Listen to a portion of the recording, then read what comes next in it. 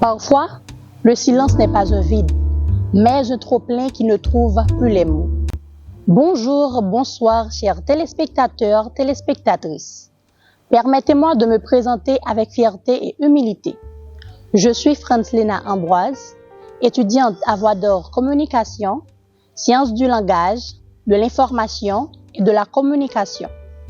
Je suis ici pour porter une voix, une réalité, un thème profond, le silence des oubliés entre souffrance et dignité. Ce devoir m'a été confié par mon cher professeur Wismic Marcelin et réalisé sous l'objectif de notre talentueux vidéographe Ray Picture. Je vous souhaite la bienvenue sur cette vidéo.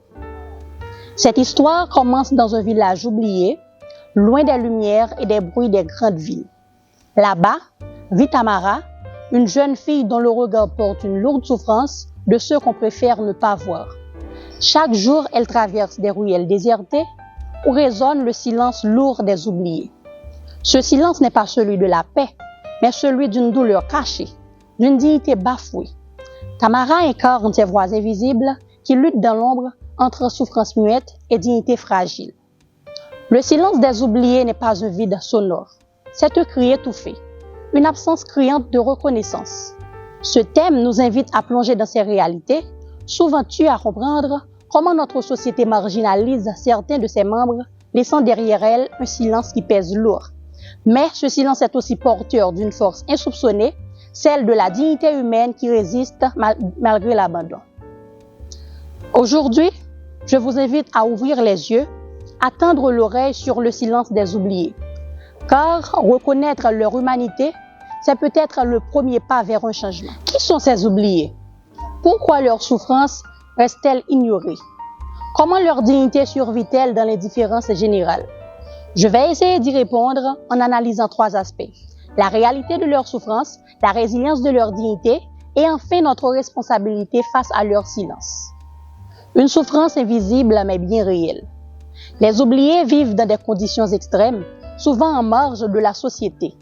Leur souffrance, bien que silencieuse, est profonde et constante. Qu'il s'agisse des personnes âgées isolées, des enfants non scolarisés, des personnes à mobilité réduite, tous partagent une réalité, celle d'être ignorés. Leur souffrance ne fait pas la une des journaux, ne déclenche pas des réactions collectives. Pire encore, la société semble s'y être habituée, normalisant l'inacceptable. Tamara, comme tant d'autres, voit sa famille se battre pour un peu de nourriture, sans aide ni espoir. Dans les grandes villes, des mères dorment dans les rues avec leurs enfants, invisibles aux passants pressés.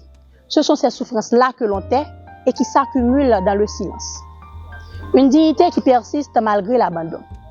Malgré la misère, ces oubliés gardent une dignité étonnante, une force intérieure admirable. La dignité ne dépend ni de la richesse, ni du statut social. Elle réside dans le fait de se lever chaque jour, malgré les épreuves, de protéger les siens et de continuer à espérer sans rien attendre en retour. Tamara continue d'aller à l'école chaque jour, sous le soleil ou sous la pluie. Elle aide sa mère à vendre au marché, porte son uniforme avec fierté. Ce simple geste est une forme de résistance. Elle refuse de baisser les bras. Comme elle, des milliers se battent pour ne pas perdre leur humanité, même sans regard posé sur eux. Une société responsable, l'urgence de voir et d'agir. Le silence des oubliés n'est pas seulement le leur, c'est aussi le nôtre, car c'est notre incarnation qui le nourrit. La société fabrique ses oubliés à travers l'exclusion, l'indifférence et le mépris. Tant que nous acceptons qu'ils souffrent dans l'ombre, nous participons à ce silence. Mais il est encore temps d'écouter, de parler pour eux et d'agir à notre échelle. Une simple visite à un centre d'accueil, une écoute, un regard humain peuvent faire toute la différence.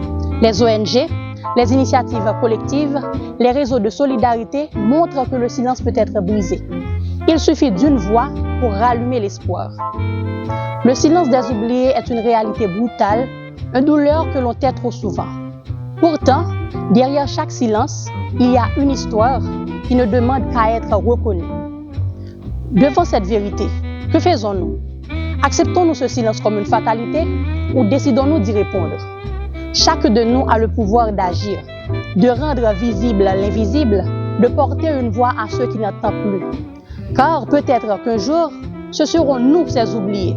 Nous espérons nous aussi que quelqu'un prenne le temps de parler pour nous et d'écouter notre silence. Offrons dès maintenant notre voix à ceux qui n'entendent plus.